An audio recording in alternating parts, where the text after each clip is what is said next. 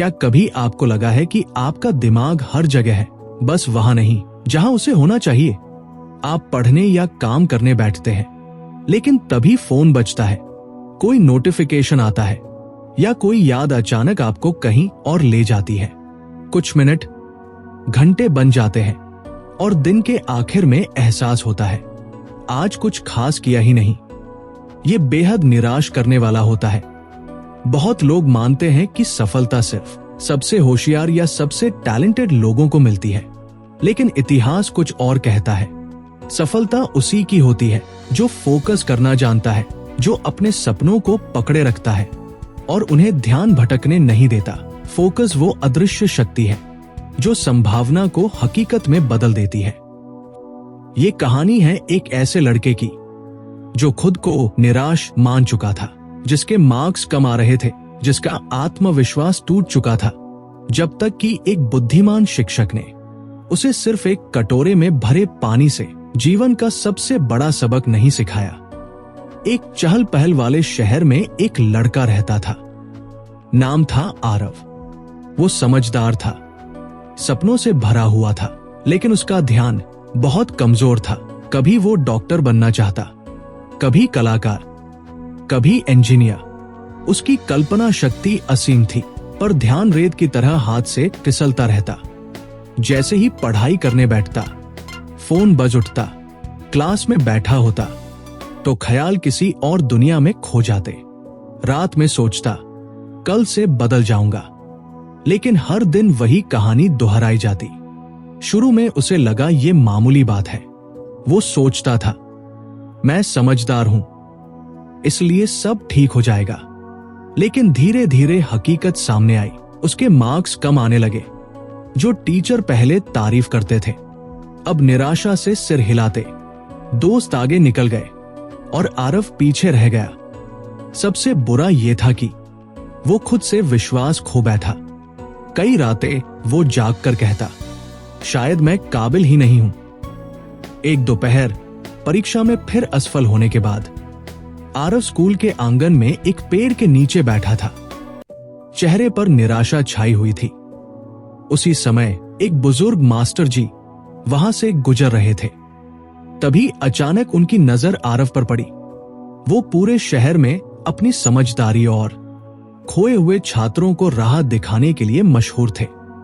उन्होंने पूछा, बेटा इतनी उदासी क्यों? आरव ने कहा, सर मैं कोशिश करता हूं, पर ध्यान नहीं टिकता। मन हर जगह भटक जाता है। शायद मैं नाकाम हूं। मास्टर जी ने शांत होकर कहा, कल सुबह मेरे घर आना, तुम्हें कुछ दिखाना है। अगले दिन आरव पहुंचा। मास्टर जी ने एक मिट्टी का कटोरा निकाला जो पानी से पूरा भरा हुआ था। उन्होंने कहा, इस कटोरे को बाजार तक ले जाओ और वापस लौटो, लेकिन एक भी बूंद मत गिरने देना। आरव चौंक गया और बोला, सर ये तो असंभव है। मास्टर जी मुस्कुराते हुए बोले, कोशिश करो। कांपते हाथों से आरव चल पड़ा। बाजार भीड़ भाड़ से भरा था। लोग चिल्ला रहे थे, कुत्ते भौंक रहे थे, बच्चे दौड़ रहे थे। हर बार जब उसने इधर उधर देखा, थोड़ा थोड़ा पानी छलक गया। जब वो लौटा, कटोरा आधा खाली था। मास्टर जी बोले, देखो आरव, यही तुम्हारा मन है। जब तुम अपने सपने, अपनी पढ़ाई लेकर चलते हो और हर बार ध्यान भटकाते हो, तो ऐसे ही फोकस छलक जाता है, और जब कटोरा खाली हो जाता है तो कुछ नहीं बचता। आरव बोला, तो मुझे क्या करना चाहिए? मास्टर जी ने कहा, फिर से कोशिश करो। इस बार आरव धीरे चला। उसकी नजर सिर्फ पानी पर थी। उसने आसपास की आवाजों को इग्नोर किया और ध्यान सिर्फ एक चीज पर रखा। जब वो लौटा, सिर्फ कुछ बूंदें गिरी थी। मास्टर जी मुस्कुराते हुए बोले, जब नजर मंजिल पर हो तो रास्ते के शोर का असर नहीं होता। यही है फोकस। जो सच में जरूरी है, बस उसी पर ध्यान देना। उस दिन से आरव ने अपना ध्यान मजबूत करना शुरू किया। मास्टर जी ने उसे 4 नियम बताए। पहला, अपने विचारों को नियंत्रित करो। जब मन भटके उसे प्यार से वापस लाओ। दूसरा, दिनचर्या बनाओ। पढ़ाई, आराम और खेल का समय तय करो। तीसरा, ध्यान भटकाने वाली चीजें हटाओ। फोन दूर रखो, गेम बंद करो, मेज साफ रखो। चौथा, रोज अभ्यास करो। अनुशासन एक बीज है जो धीरे धीरे पेड़ बनता है। शुरू में आरव असफल होता रहा, फिर भी रोज कोशिश करता, फोन दूर रखता, मन भटके तो खुद से कहता, ये मेरा फोकस टाइम है। धीरे धीरे उसका मन स्थिर हुआ। वो घंटों पढ़ सकता था बिना ध्यान टूटे।